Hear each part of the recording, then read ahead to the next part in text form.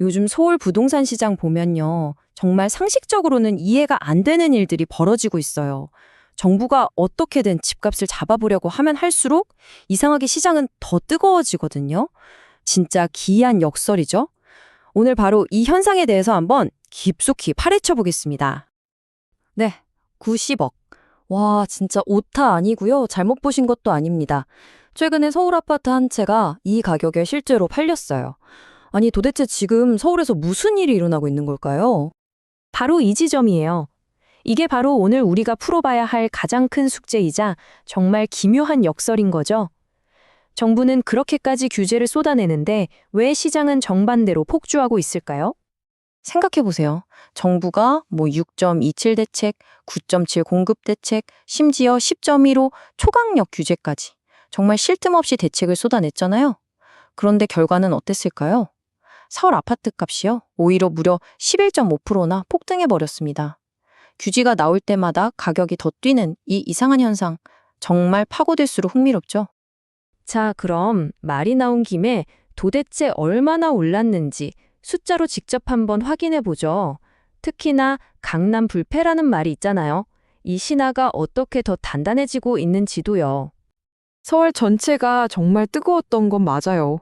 그런데 그중에서도 강남 3구는요, 뭐랄까, 그냥 용광로 그 자체였어요.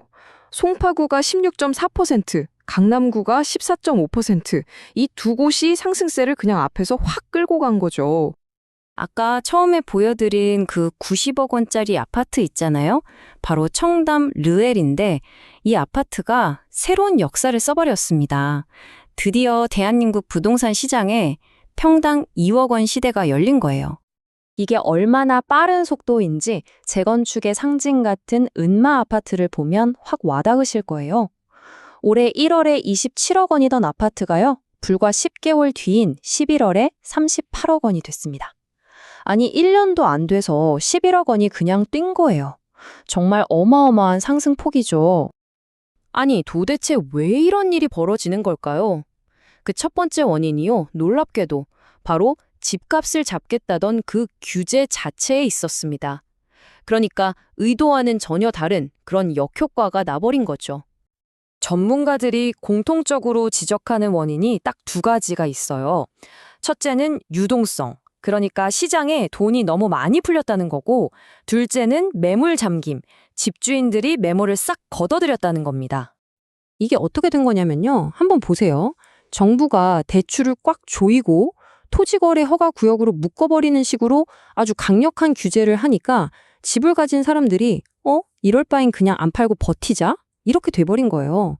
그러니까 시장에 팔려는 집이 갑자기 확 줄어들었고 당연히 희소성이 높아지니까 가격은 폭등할 수밖에 없었던 거죠. 이게 그냥 추측이나 이론이 아니에요. 여기 이 숫자가 모든 걸 말해줍니다. 지난 6월 이후에요. 시장에 나와 있는 아파트 매물이 무려 24.7%나 사라졌습니다. 거의 4분의 1이 증발해버린 거예요. 결국 어떻게 됐겠어요? 집을 사려는 사람은 줄을 섰는데 파는 사람은 없으니까 말 그대로 부르는 게 값이 되는 완전한 매도자 우위 시장이 되어버린 겁니다.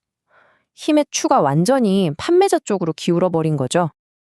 그런데 문제가 여기서 끝이 아니라는 게 더 무서운 점입니다. 지금 당장 매물이 없는 것도 문제지만 이것보다 더 큰 공포가 시장을 덮치고 있어요.